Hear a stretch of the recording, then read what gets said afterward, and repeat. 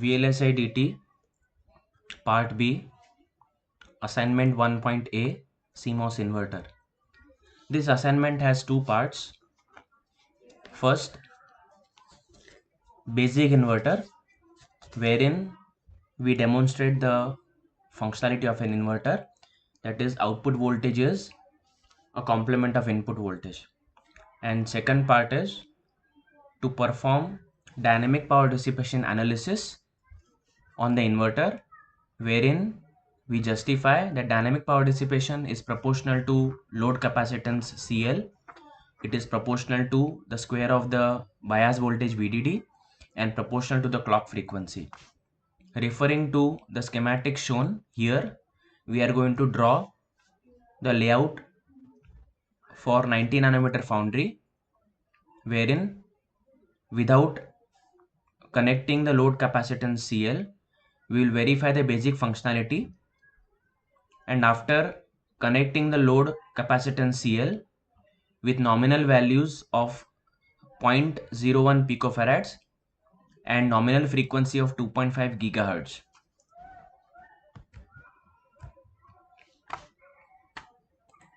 ensuring that the foundry is 90 nanometer. The scale shows that phi lambda is equal to 250 nanometers, lambda equal to 50 nanometers, hence 2 lambda equal to 100 nanometers, that is fabricated channel length of 100 nanometers or 90 nanometer foundry. Palette of layers, MOS generator, select PMOS, keep the width and length as default, click generate device, place it in the workspace, MOS generator, select NMOS, keep the width and length as default, generate device, place it here, use stretch and move and align. Referring to the schematic, we can see here that the source of PMOS connected to VDD, source of NMOS connected to ground. The drain of PMOS and drain of NMOS are connected using metal 1 layer, while gate of PMOS and gate of NMOS are connected using polysilicon layer. And at the intersection of the drains, we are going to connect the load capacitance CL. So this is our PMOS, this is our NMOS. Source of PMOS, gate of PMOS, drain of PMOS, drain of NMOS, gate of NMOS, source of NMOS. Take polysilicon layer and connect the gate of PMOS to gate of NMOS. Take metal 1 layer, connect the drain of PMOS to drain of NMOS. Connect the source of PMOS to VDD. Connect the source of NMOS to ground. Polarize the PMOS by dropping VDD into the empty space in N well. Apply the clock, renaming it as Vin, and we want the basic inverter to operate at the nominal frequency of 2.5 gigahertz, for which time low must be 0.19 nanoseconds. Keep rise time and fall time as defaults. Make the time high also as 0.19. Click assign. Define the intersection of drains as the output node. Rename it as Vout. Assign. Now perform a DRC. We get no design rule error. Congratulations, 0.6% memory used. Now click run simulation.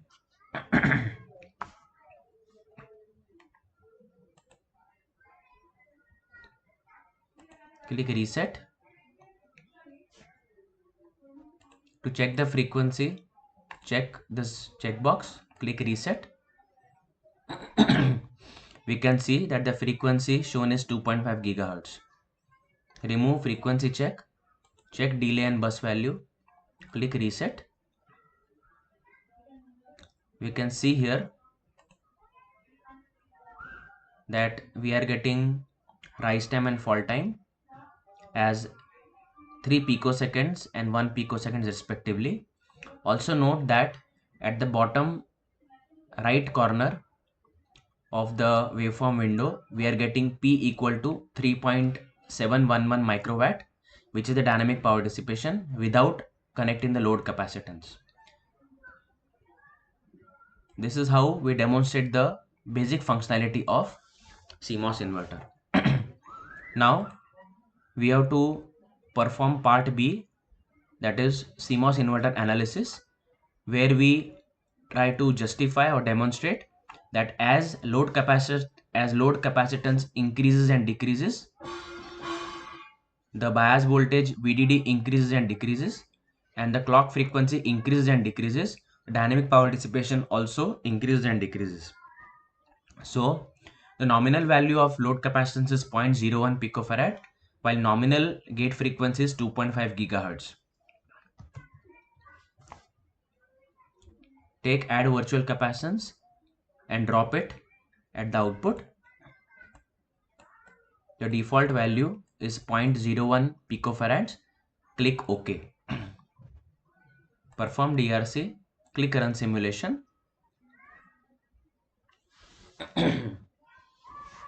Here we can see that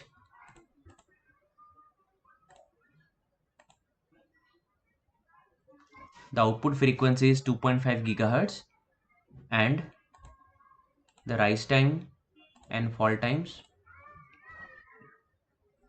are 21 picoseconds and 12 picoseconds respectively, while the dynamic power dissipation is now 37.84 microwatt. So if you want to see the effect of increasing and decreasing load capacitance on dynamic power dissipation, we double the value of CL and then we make its value half.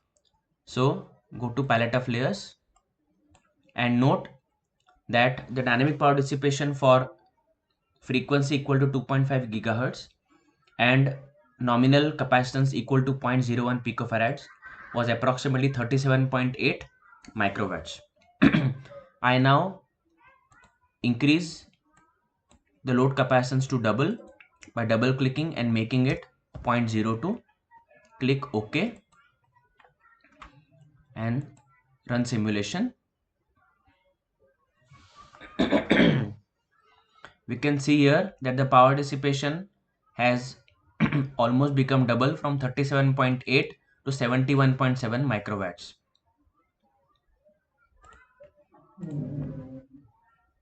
Make the value of CL half that of nominal value, that is 0.005 picofarads. Click OK. Click simulation. We see here that the dynamic power dissipation now has become 20.57, that is 21 microwatts. So the power dissipation has reduced to half of that with the nominal value of CL equal to 0.01 picofarads.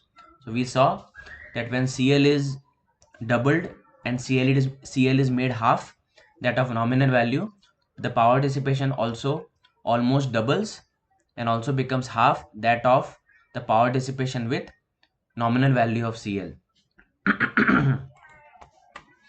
Now we try to see the effect of doubling and halving the clock frequency. We will now ensure that the clock frequency is 2.5 gigahertz and the CL is at its nominal value of 0.01 picofarads.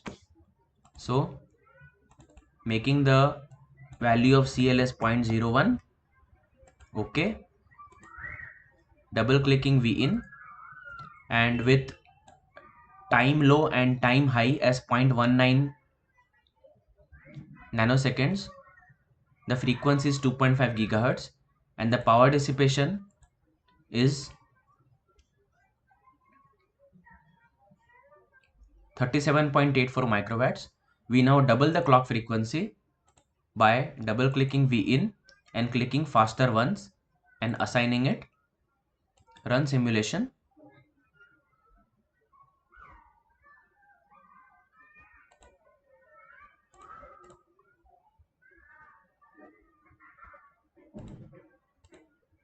Time scale as 1 nano. 5 nano. The power dissipation has increased from 37.84 microwatts to 71.59 microwatts. That is, it has almost doubled when the clock frequency has doubled. Close this.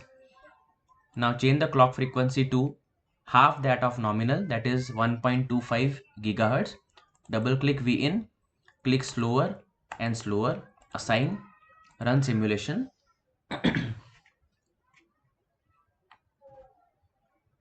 So we see here that the clock frequency is 1.25 gigahertz, that is half of nominal.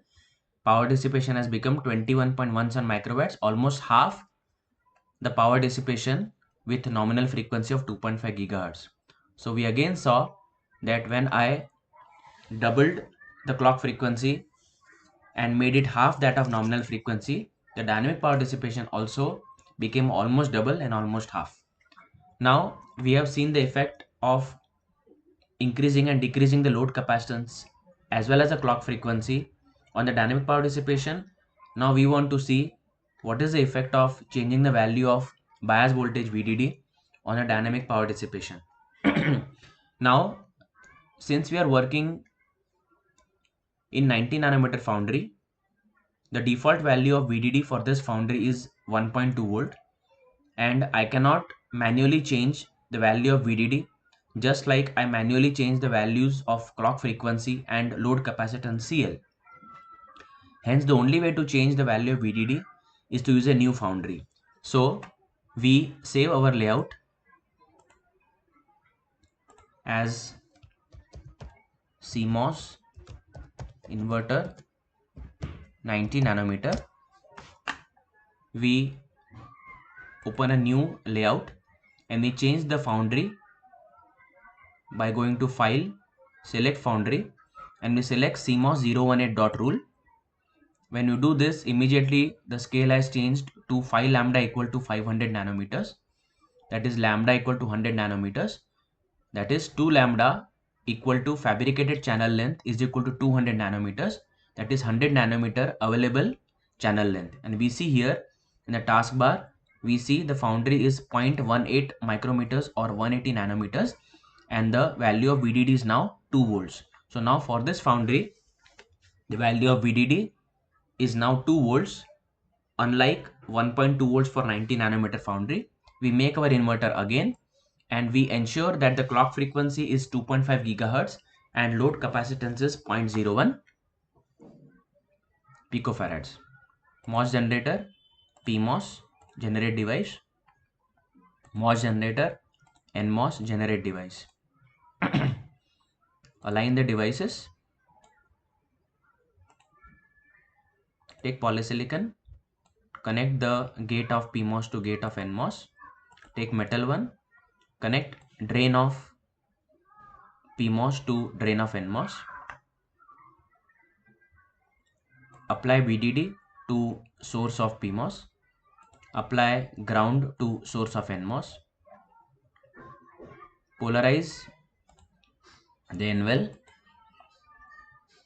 Apply clock frequency here. Rename it as Vin and make time low as 0.19, rise time as 0.01, time high as 0.19, fall time as 0.01. Click assign. Define the intersection of drains as the output node.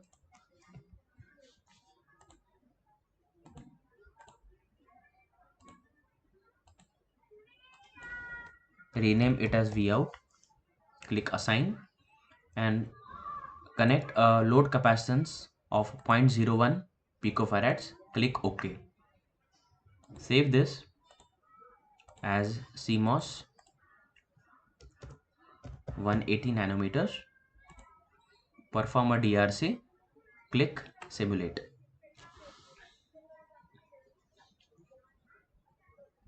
We see here that the dynamic power dissipation here for clock frequency of 2.5 gigahertz and CL equal to 0.01 picofarads is coming out to be 0.106 milliwatt or 106 microwatts.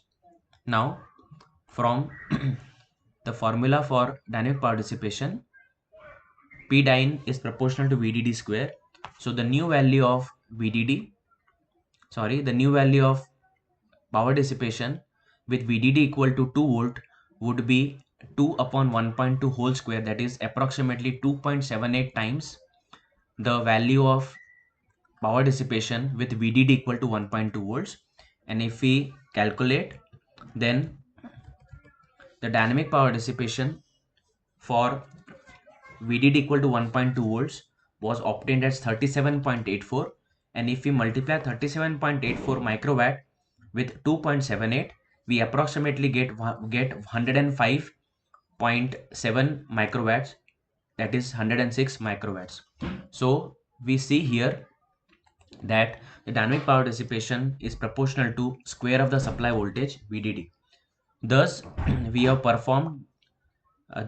made the layout of the basic CMOS inverter, verified its functionality, and also done the analysis of CMOS inverter by seeing the effect of changing the load capacitance CL, changing the bias voltage VDD, and also changing the clock frequency.